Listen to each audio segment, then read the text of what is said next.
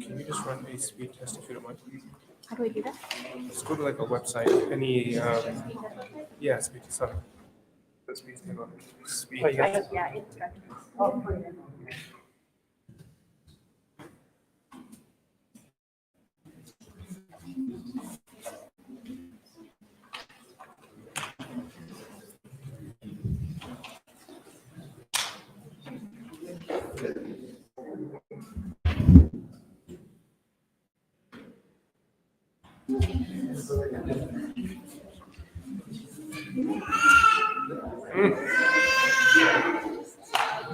Zoya, leave him alone. How about the kids? I heard the your father, but yeah.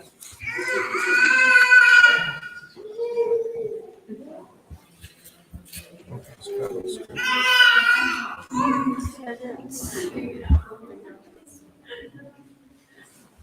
So it's like 150. Oh, that's fine. supposed to be excellent. Okay. Thank you.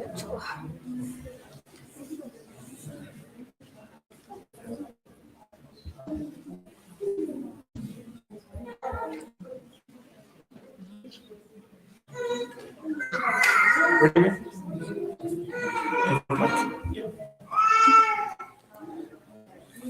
Make sure the. Adjust your chair.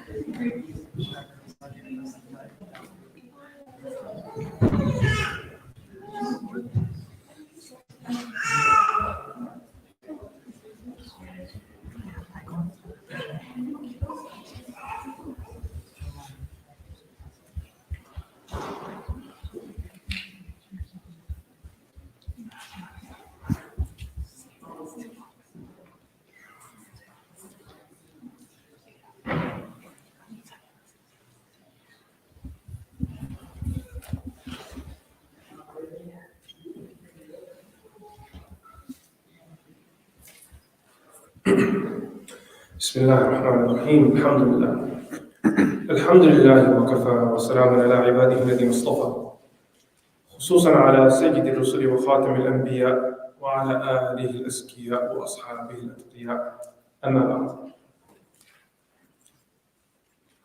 Today we also have another week before we start the actual next series, possibly another week after this as well. So I thought we'd continue what we started in our previous session.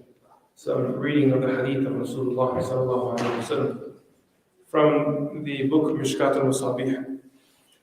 In our last session, we covered the chapter on Babu Tamani al-Maut, the chapter on desiring death. Today, I wanted to jump over to another part of the book, Kitab al-Buyu', the chapter on transactional law. The reason why I chose this particular chapter for today is because when people think of transactional law, they immediately start to think of things that are super duper technical and only apply to a certain group of people. That unless you're on Wall Street, this doesn't apply to you. Unless you're actually sitting in a bank, this doesn't apply to you. Unless you're not selling on Amazon or eBay, this doesn't apply to you. And when we look at the hadith of Rasulullah sallallahu alaihi wasallam that the scholars narrate in the chapter, the story is very different. Rather, we see the hidayah, the guidance of Rasulullah sallallahu alaihi wasallam in this regard, that you will soon see applies to every human being. When we look at the actions of the human being and the commandments of Allah subhanahu wa ta'ala, we find that they fall into two categories. The first is what we refer to as huquq Allah, and the second is what we call huquq al-ibad. The rights that are owed to Allah subhanahu wa ta'ala. Those obligations that are actually between you and Allah and have nothing to do with another person. There is no violation to another human being if you don't do that particular act. So for example, if a person doesn't fast, you haven't violated the right of another human being. A person can't take you to court and put a claim against you that this person has wronged me. The same applies to salah, the same applies to tilawah of the Quran, and so on.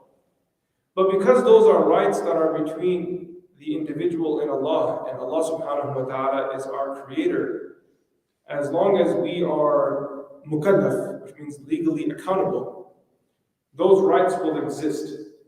Therefore, the jurists tend to mention those chapters at the front part of their book.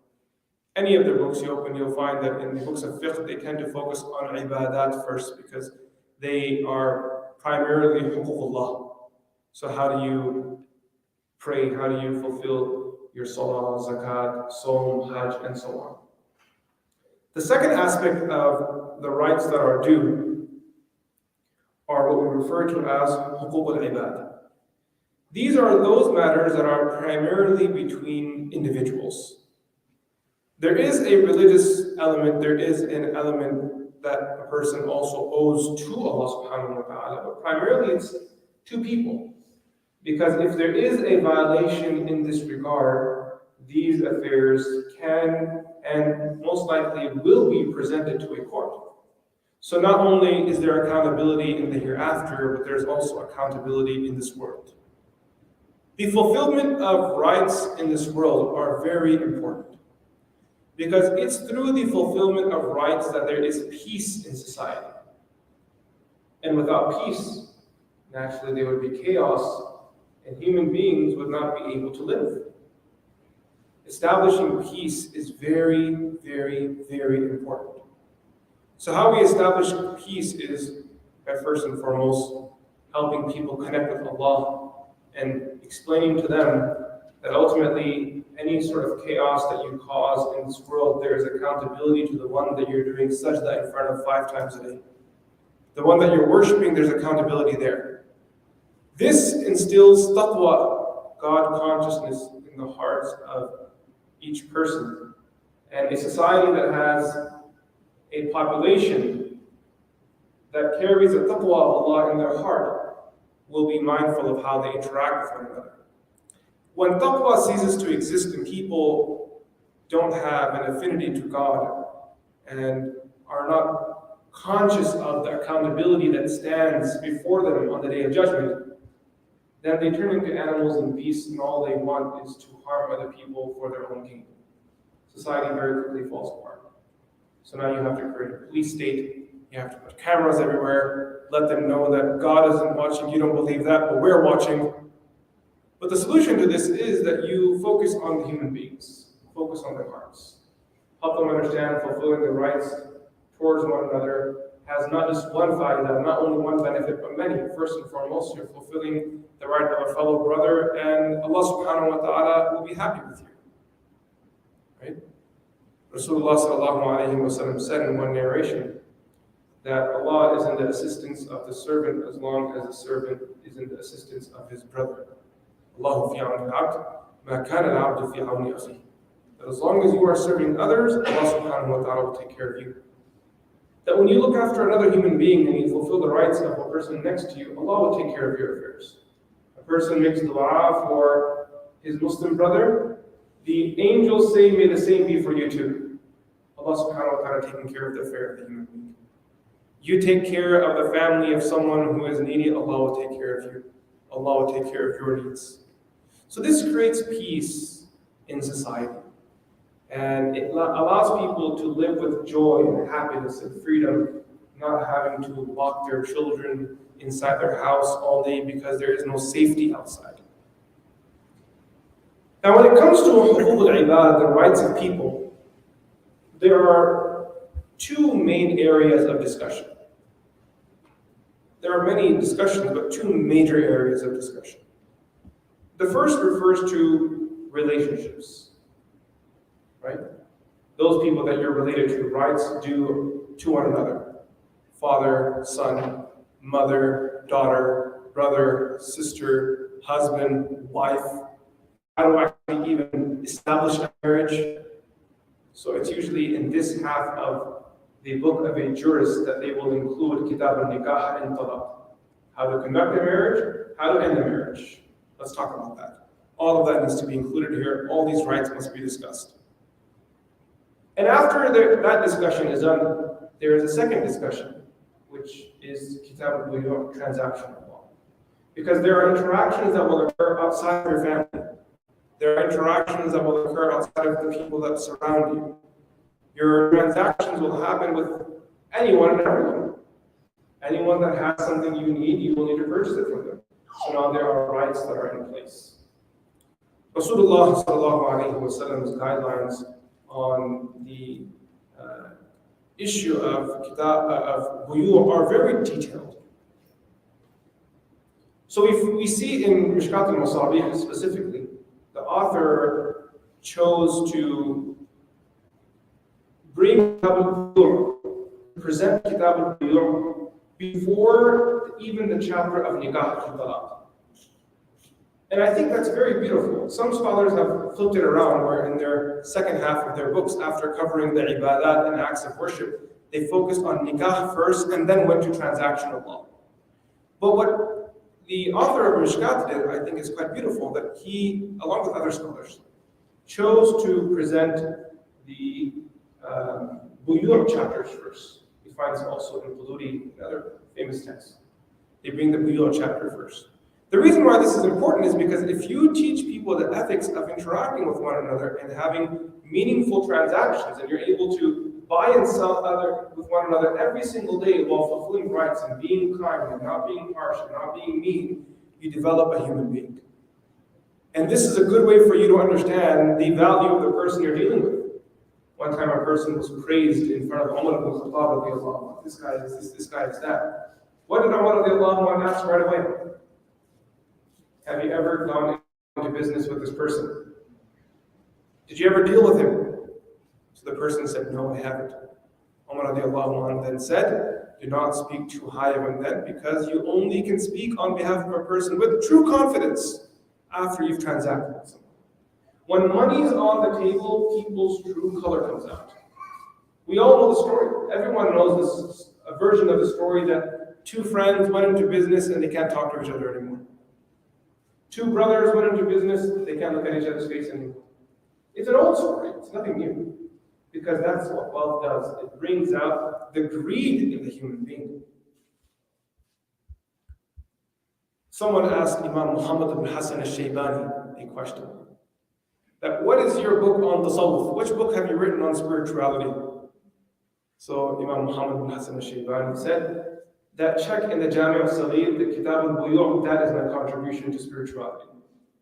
That my book, my writings on transactional law will help you conquer your nafs. Because if you can be a meaningful, strong, upright business person, and you can forget your own nafs and deal with people while fulfilling their rights and understand that you will need to put yourself second, even if you don't have to, for the sake of facilitating this, that you're not cheating people, and you're not thinking, oh, it's a kafir anyway, let me just cheat them. You know, it's not like I'm related to this person, let me go ahead and make a buck off them. Let me sell them a car that doesn't work and just make it sound like it works. Let me patch up the house a little bit, they won't notice, I'll get more money out of it. Let me quickly do this and quickly do that and cheat them in some way or another. I'm supposed to fulfill a cooking order, someone placed an order for catering, and let's just, just not fulfill the order the way it should be, but rather add this extra stuff, extra fillers in the meal, so there's less cost that goes into preparing it, and ultimately I'm able to pocket more money. There are 100 different scenarios of this, where this kind of cheating occurs. I heard one of the scholars once saying in a lecture, and he was referring to a Muslim country that he lives in, and he said, look at the state of the Muslim country, that particular country. Look at our country. And I referenced this statement of his because even though he was talking about a specific country, I feel this applies to most of us, unfortunately. There are no ethics. Everyone's in it for their own pocket. Everyone's cheating. It's sad to say this. There's no causation here. There surely is correlation, though. That I can go to a store in America owned by a non-Muslim and have confidence that I'm not going to be cheated. There's no causation here. I'm not saying kufr promotes honesty and iman promotes bad character. But there's correlation here. It happens a lot. But when you go to Muslim countries, when you're dealing with a fellow Muslim, you have to worry 10 times if that person is weighing the meat properly or not. If that person is mixing water in the milk or not. If the itar they're selling you is actual itar or is it mixed with some liquid that is going to spoil the smell in a few hours. That happened to me once. I was once in a Muslim country and I had to travel to England and I wanted to quickly purchase an itar bottle from one of my sheikhs. So I was on the way to the airport. I said to the brother, pull over here. There was a store. I don't know what the store was called, but there were two big signs. One said, MashaAllah, the other said, Tabarakallah. There were two very big signs outside. On one side it said, MashaAllah. On the other side it said, Tabarakallah. You should have had astaghfirullah. I went in there and I said to the brother, I'm going to hurry. I need to go to the airport. Give me the best rate that you have. I will pay whatever the money is. So you just bring the best one you have quickly, and I'll give you the money. He did that. He gave me the best rate that he had. I paid a decent amount. It was a gift from my teacher. I didn't care how much it cost. And when I got to England, and I opened the itar bottle and I presented it to one of my teachers, oh man, the smell of that thing was horrible. The whole thing was just, hopefully it wasn't a cheat. Hopefully there wasn't a cheat. Hopefully it wasn't, there was some mistake. That's what we can hope for, right? But these things are unfortunate and they're very common. The cheating that occurs. So that scholar, he said that when I look at the nation that's torn apart, has no respect on a global level. I look at my nation and in the countries of the world, it's not one that has much respect. The people who live here are dying to leave this nation. There are 100 problems that you can point at our nation, but I'm telling you it's because there is no amana in the hearts of the people who live here. There's no amana, there's no trust. And Rasul alayhi salatu wasalam said, La imana liman la amanata lahu, that the one that has no trust has no iman. The one that can't be trusted has no iman, because the essence of a believer is that they can be trusted. You should know that if I purchase something from a believer, that person's iman and their consideration of the akhirah and their good character will only allow them to do what's best for the transaction. They won't cheat you. La imana liman la amanata lahu. Even if it means you take less money home that day, the Muslim is okay with that. Because they understand their rizq is written by Allah. That it may be little they take home, but if it's pure, it'll have barakah. And if you take a lot home and it's impure, there won't be barakah. And we'll read some narrations of Rasulullah sallallahu alaihi wasallam regarding impure wealth and what happens when a person acquires this and brings this into their life.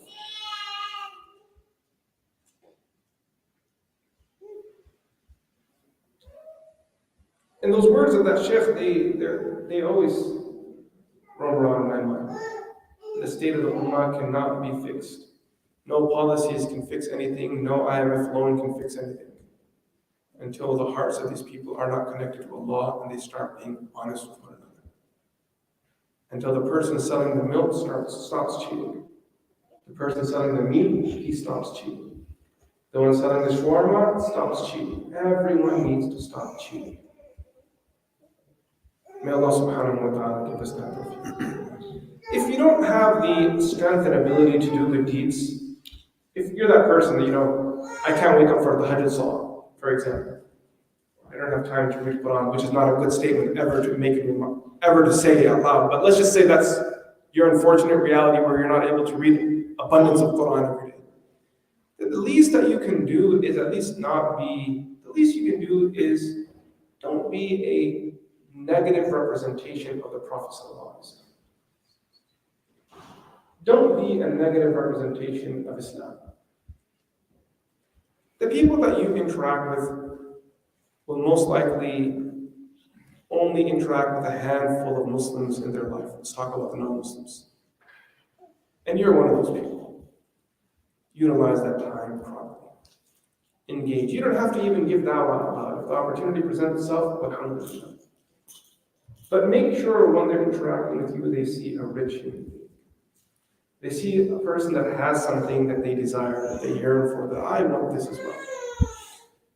The scholars write that how Islam spread in the islands of Malaysia and Indonesia was primarily through tijara. Similarly, South India, not North India. The Sindh story everyone knows of Muhammad bin Qasim. South India, in Kerala and that region, Islam spread there through tijara again. These people went to these countries and they engaged in a prophetic manner, and they were just so touched that they said that we want this as well. Bring us into the fold of Islam. Now, while defining bay'ah, that word, the ulama, they say, al-bay'u huwa mubadalatul mali bil mali bil taradi. It is the exchange of wealth for wealth. Bil taradi, this is the point I wanted to focus on.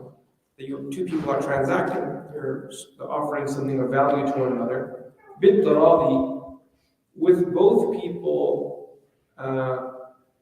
being pleased with the transaction.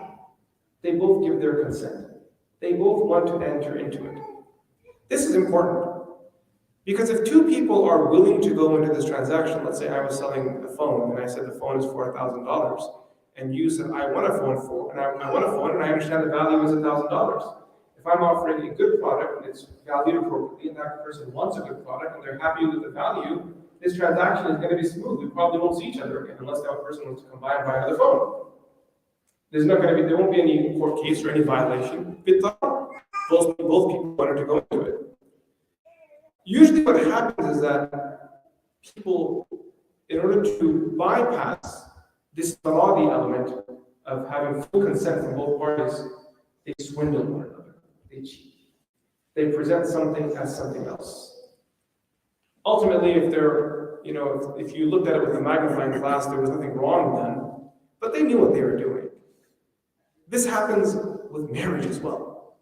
One of my teachers, he was once presenting a lecture on marriage. He was asked to speak to the community about marriage. And I remember he spent the entire lecture talking about the lugwi and istilahi ta'rif of nikah. What does the word nikah mean? He spoke about it for 45 minutes. And by the way, it was probably one of the most phenomenal lectures I've heard on nikah. I really enjoyed it a lot. Because in the definition of nikah, you have the same word that you have in bay'ah, bit-taradi. And he said one of the reasons why marriages fall apart, one of the reasons, is because both people aren't fully aware of what they're getting into and they don't have full consent. There's some pressure involved sometimes. Sometimes there's deception involved. And unless both people are fully aware of what they're getting into, like they understand what I'm getting into, this is it. There's no deception involved, there's no cheating involved, there's no lying involved. These two people understand what they're getting into. And they're both happy with it. They will now carry the weight of the relationship, and their relationship will have barakah. There must be that willingness and buy-in from both parties. Now, with that said, we're going to start the first chapter in this Kitab al-Buyu'. The author, he titles it Bab al-Kasabi wa Talab al-Halal, the chapter on earning and seeking halal. For today's class, we'll jump straight to al-Fasl al-Thalith, which is the third part of the chapter. The first narration.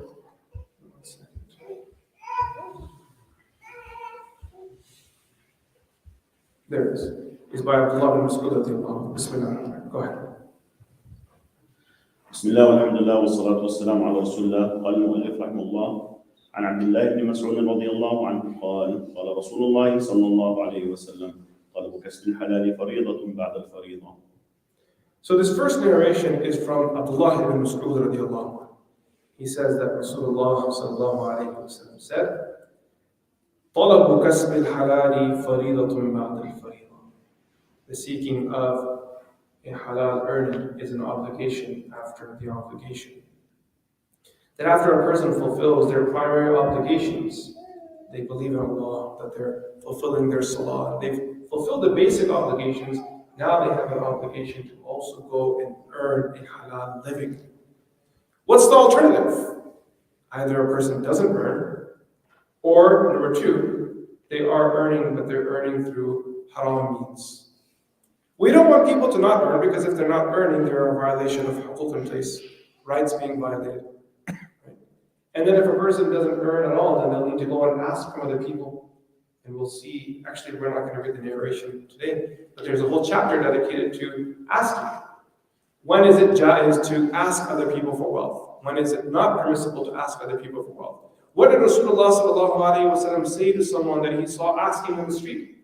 He saw a young person asking in the street, and he said to him, go and earn the money yourself. You're a young, able-bodied. Don't wait for people to give you money. Don't seek their sympathy. Get up. Go do something. Go push a cart. Go and cut some wood. Sell it in the street. Find people who want firewood. It's an easy job, hard work, but there's no skill barrier here. You can just buy yourself an axe and get started. Rasulullah sallallahu alaihi wasallam did not like seeing people not playing their part to earn their risk. Everyone needs to get up and go out and do something. Stimulate the economy. Keep the business running. Keep the marketplaces, rolling forward. So that way the economy and the community both grow together. طلب كسب الحلال. Not just earning, not just the seeking of an earning, but كسب الحلال. That what you're earning needs to also be halal. Make sure the money that you're bringing home is through a halal means. The money that you're investing is halal. How you're earning your money is halal. And if that's something that you're not sure about, and it's what you do most of your day, and it's how you provide for your kids, your wife, your family, and how you're buying this home and car that you spend your life in, it's a conversation that needs to happen with a competent jurist who can guide you and tell you whether it's right or wrong and what adjustments need to be made.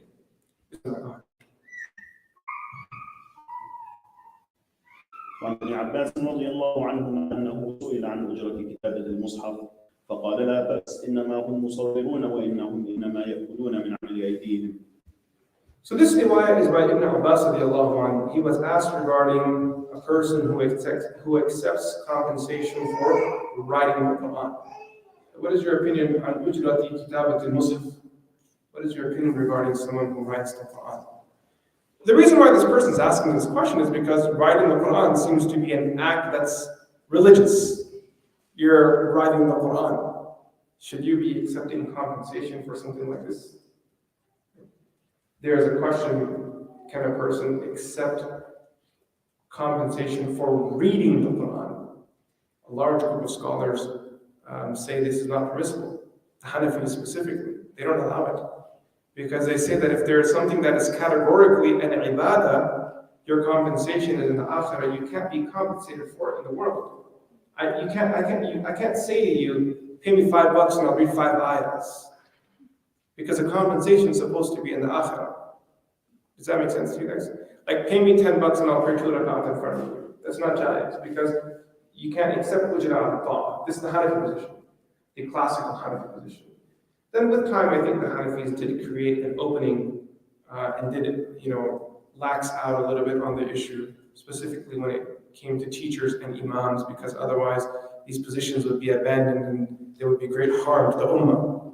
So they allow for a Quran teacher to accept compensation. I don't think there is a contradiction here, because what they're allowing for is not necessarily the ibadah itself, it's the teaching. As for the imam, you're not paid. No imam would say that I'm being paid to lead salah. That's offensive. Their compensation is for managing the community, making sure that they block out time to be there as a community leader to answer questions. Right? Hopefully no one's being paid to lead salah, that if I wasn't being paid, I wouldn't pray in salah. The other fuqaha, however, do give this permission. So he was asked, عن أجرة كتابة المصحف فقال لا بأس. Ibn Abbas said that there is no harm in this. He can accept the compensation for writing the Quran. إنما هم مصورون, because all this person is doing is copying. There's an image in front of them, they're copying it, and the benefit of copying it is so more people can read from it. So there is an art involved, there's an effort involved, there's a task and skill involved in writing it out. And this was actually, interestingly, a preferred profession by some of the scholars of the past. Some of the great scholars of the past, when you look at their preferred profession, they actually would write and use calligraphy as their way of earning. And then Ibn Abbas, he says, in reality, those people are eating as a result of the action of their own hands. Like they went out, they earned it. This is something that parents should train their children in from a young age, that learn to earn your own money. It's not a matter of you having money to support your children. That's a good thing. If you have a lot of money and you can bankroll your child right through the 25, that's a good thing for you, not good for your kid. Not good for that human being, not good for that adult. Because as an adult, you need to learn how to take care of yourself. There's a point where a person who is past puberty should actually start feeling guilt of accepting money for free. I'm telling you, there should be a guilt there. There should be a conscience. That a person feels that, what am I doing? I'm just taking money all these years, 25 years. A parent's responsibility is to provide for their child everything until bulugh, once they hit puberty. A person hits puberty at 13, 14. The parent says, no, we'll give you a few more years to get you through high school and whatnot. Maybe 1 or 2 years of college, 18, 19, and after that, you should learn to take care of yourself. That, mama's credit card can't get me through a meal with my friends Friday night. I should not be using dad's credit card to buy my tickets to go somewhere. I shouldn't be using other people's credit cards and their money to get myself through what I want in life. Now, that doesn't mean that parents shouldn't support their children. They should if they want to. If they see that there's value in it, I understand that a parent would want to put their child through an education because they see value in that. They would have done that, they've always done that, and they want to continue doing that. So their children are at a level where they can compete with the world and engage with the dunya that's ahead of them. That's a good thing. There's no haraj in that. But that responsibility must be learned. Let's read the next slide. وعن رافع بن خديج رضي الله عنه قال: قيل يا رسول الله أي الكسب أطيب؟ قال عمل الرجل بيده وكل بيع مبرور. So in this narration, we see again, a person asks Rasulullah sallallahu alaihi wasallam, "Ayyul kasabi atyab?" What is the best form of earning? What's the best job? If I asked you, what would your response be? Software engineering? Very good. Desi guy. Of course. What's the second runner-up for Desis? Med school. Very good. You've been trained well. What's another good thing to do? How else do you earn money? What's a good way? Someone asks you, "Ayyul kasabi atyab?" What's the best way to earn? What's the purest way to earn? Business? What else is there? Huh? Being a teacher? Engineering? Scholar? Very good. Samosas? Anyone feeling hungry? Online folks, bolo, which they call. The online folks just sit there and it's like watching a theater movie. They just sit there and watch. I say this to my students on campus too. I don't know why they don't write anything. Big Momin. Of course Momin's gonna write. Usually he's sitting here. Today he's in Canada and he's writing. Very good. What else is there? This is Jannah. She's one of our students, a graduate from Jannah. She's trolling us. Learn and teach the Quran. What else is there? What are other good ways to earn? Electrician? Accountant? Okay. Let me tell you what Rasulullah said. The answer of Rasulullah is so beautiful. Amal rajuli biyadihi. You choose. He's not interested in the income or the turnaround. He's not interested in how much money is being made. Rather, what's Rasulullah saying? Amal rajuli biyadihi. Whatever you do, just make sure it's your best. It's your hard work. That your sweat went into it. See how what was everyone thinking when I asked what's the purest way to earn? What were you guys all thinking? Outcome, right? We're thinking about where are we going to get the most yield. Construction, calligraphy, it's not art, calligraphy, very good.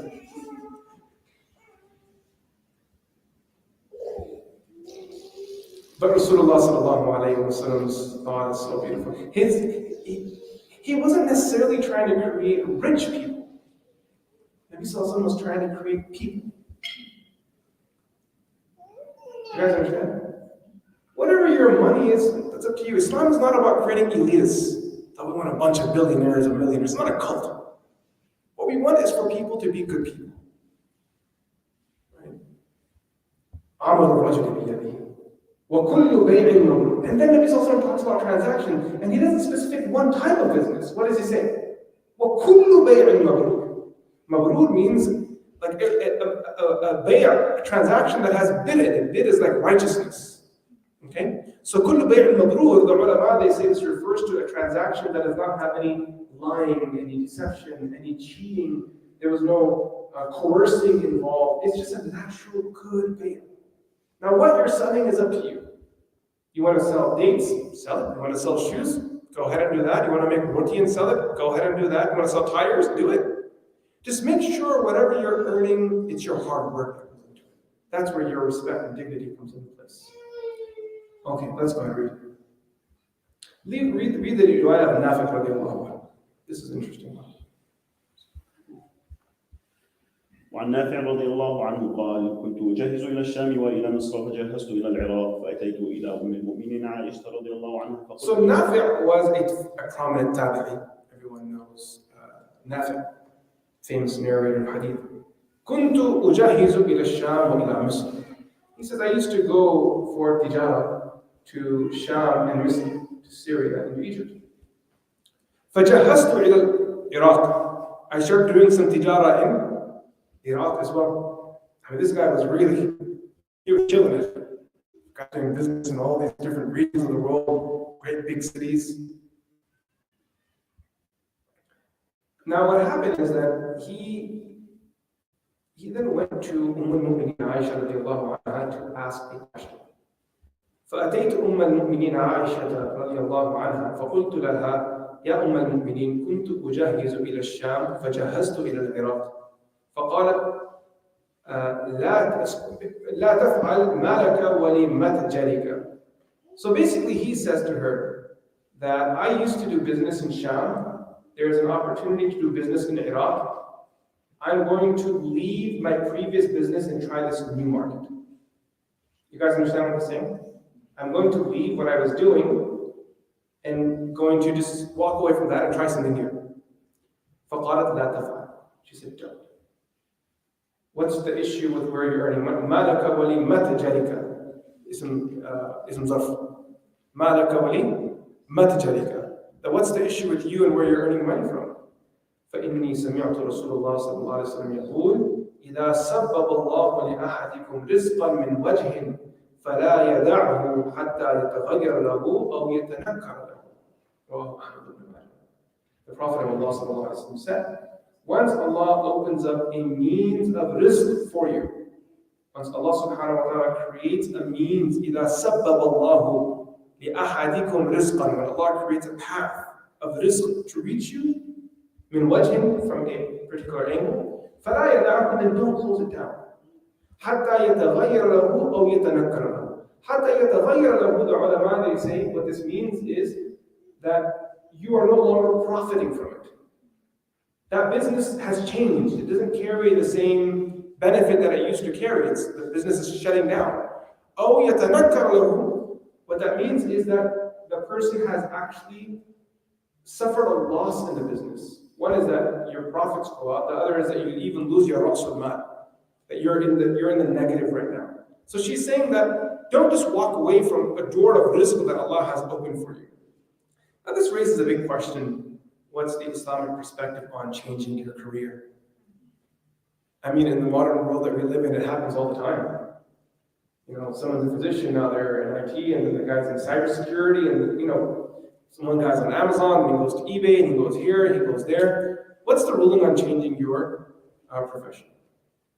So the reality is that if a person feels that there is benefit for them in changing their path, and their quality of life will change, the amount they earn will improve, and that maybe the halal factor will increase if they're in an area where it's a little etchy and they don't feel comfortable. or maybe the area they're working in is one that they see will dry up. Like this is an area that's not going to exist in maybe 5-10 years, so I should start moving now. There's nothing wrong with that.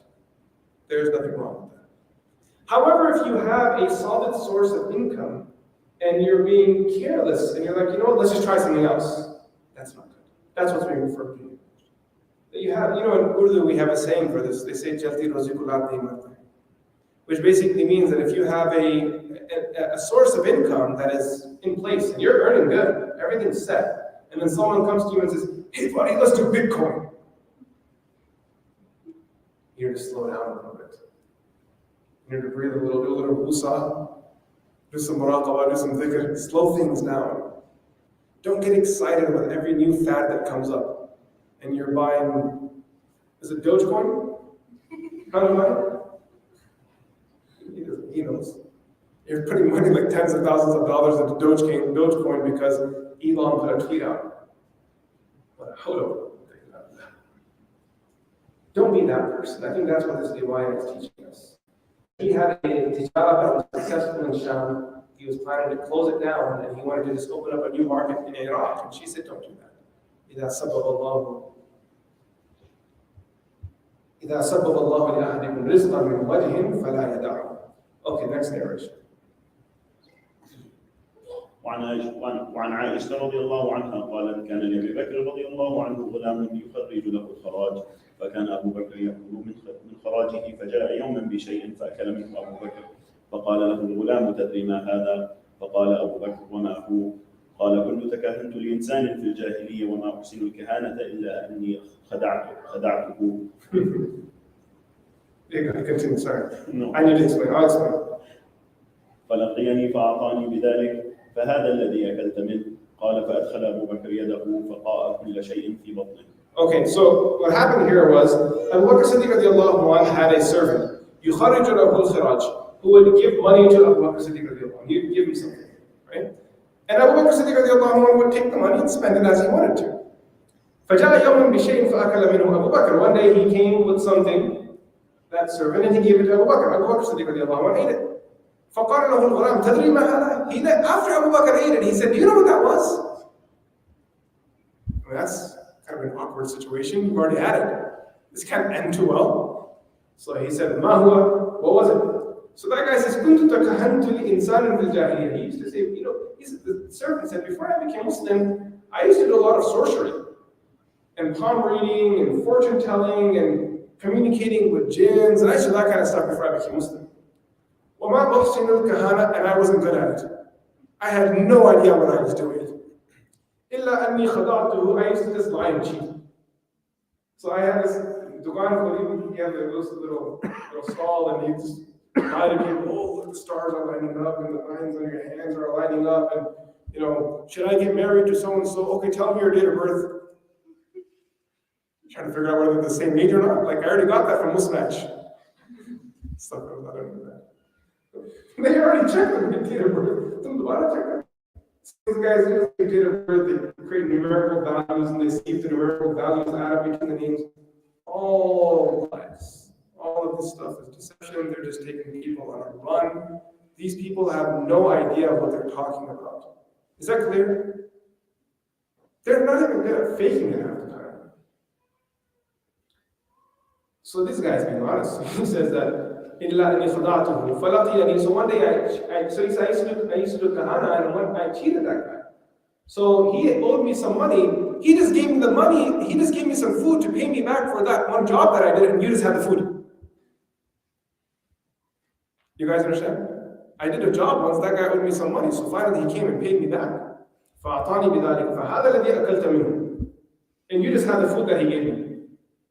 قالت عائشة فأدخل أبو بكر يده فقاء كل شيء في بطنه. Sayyidina Abu Bakr Siddiq radiallahu anhu took his hand and inserted it into his mouth and vomited out everything that he had taken in. فقاء قاء يقيء means to قيء, to vomit. كل شيء في بطنه. وعن أبي بكر رضي الله عنه أن رسول الله صلى الله عليه وسلم قال لا يدخل الجنة جسد غذي بالحرام. The Prophet of Allah said that a body that's been nourished with haram will not enter the Jannah. And Zayd ibn Aslam Zayd ibn Aslam was a freed slave of Umar ibn Khattab radiallahu anhu. أنه قال شرب عمر بن الخطاب اللبن. One day, Umar radiallahu anhu drank some milk. وعجبه when he liked it, he enjoyed it. وقال للذي سقاه من أين لك? So he asked the guy, man, where'd you get this milk from? The taste was really good. من أين لك هذا اللبن? فأخبره أنه ورد على ماء قد سماه. He said, what happened was that I was passing by some water, and he actually said, this is the name of the area, and that was the name of the pond that I passed by. فإذا نعم من نعم الصدقة. And there were some animals, there were some sheep, camels specifically, and those camels that he said that were at that pond, Umar radiallahu anhu, because he managed the affairs of people, he knew that the sheep and the goats that he was referring to were all sadaqah. Because he had allocated that particular pond for the sadaqah animals. So animals that were managed by the state. You guys follow me? That would belong to the people, belong to the ummah. That's where he, so now, وَهُمْ يَسْقُونَ, that they were feeding the animals water. فَحَلَبُوا لِي مِنْ أَلْبَانِهَا, so they gave me some milk. فَجَعَلْتُهُ فِي سِقَائِ, I secured it in my container. وَهُوَ هَذَا, and this is that milk. فَأَدْخَلَ عُمَرْ يَدَهُ فَاسْتَطَاعُ. Umar radiallahu anhu vomited that milk back out. Because he did not want to be that person who was consuming the sadaqah milk. Not that sadaqah milk is haram, but he wasn't worthy of it. In the legal sense. It wasn't his to have. It shows us how particular these people were when it came to zakat and sadaqah and wealth. That if this is zakat and wealth, it must reach the people that are deserving of it. There should be no deception involved. If you lie to someone and accept zakat money, it's going to be against you on the day of judgment. You can get yourself an extra burger in this world. Should I tell you the story? It's really bad though. So don't lie, Allah shame me this. When I was young, I did this once. Allah forgive me. I was very young. I hadn't even reached 10 years age. I was studying in a foreign country. And in the madrasa, one day this is in Pakistan, I went from America to Pakistan to study. I was doing tahfidh al-Quran. So they were distributing zakat money. I saw a long line of kids all lined up. By the way, no one knows about this other than me and my Allah, and now you guys know. So I saw these kids line up for something. I didn't know what they were doing. It was we used to study upstairs. In the downstairs, actually, there was a big line. So I asked one of my buddies, I said, what are those kids doing? They said, oh, they're giving out zakat money. I didn't know what zakat was. I had no idea. I kid you not. I didn't know what that was. I was, a 7-8-year-old kid. What did I know about zakat? So I was like, what is it? They're giving money. So what do you do with the money? I said, it's yours. I said, you're saying if I get that money, am I going to get money and it's mine? He said, yeah. I said, so this is great. This seems like an easy, nothing complicated here, so I got in line.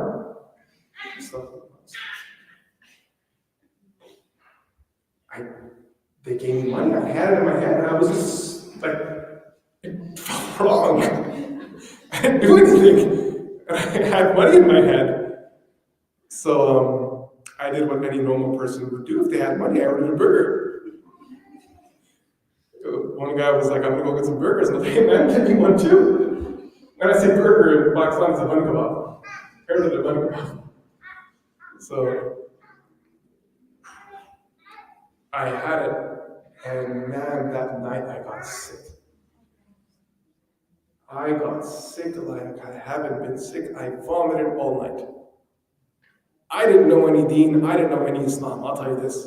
But all I knew was what I did was wrong, and I should never do that again for the rest of my life. I felt really guilty after that. Return that money back. Right? Don't do that kind of stuff. The lesson, it could also be the bun kebab guy. There's a possibility. But whatever the sabab was, I had a lesson to learn. And I learned that lesson that you don't take zakat money. And the second lesson is you don't have bun kebab from Pakistan. Trust the law. You know bun kebab? You ever had bun kebab? That means bun kebab. It's snowing outside, otherwise I would tell you to go to. You guys know it's snowing outside, right? Can you believe it? It's snowing in Texas. When I came in, it was snowing outside. It's crazy. Okay, so last week. عن ابن عمر رضي الله عنه قال من اشترى ثوبا ب10 دراهم وفيه درهم حرام لم يقبل الله على صلاة ما دام عليه. A person purchases a garment for $10. And one of the $10 were haram. Allah will not accept his prayer as long as that garment is on his body. من اشترى ثوبا ب10 دراهم وفيه درهم حرام لم يقبل الله تعالى له الصلاة ما دام عليه ثم أدخل إصبعيه في أذنيه. Then Ibn Umar radiallahu anhu took his fingers and put it into his own ears like this. وقال صمتا إن لم يكن النبي صلى الله عليه وسلم سمعته يقول. May these go deaf if I didn't hear the Prophet say these words. He's basically, if I didn't say that, may Allah cause me to lose my ability to hear. I heard the Prophet of Allah say this. صمتا إن لم يكن النبي صلى الله عليه وسلم سمعته يقول. If I did not hear the Prophet of Allah say this, may I lose my hearing.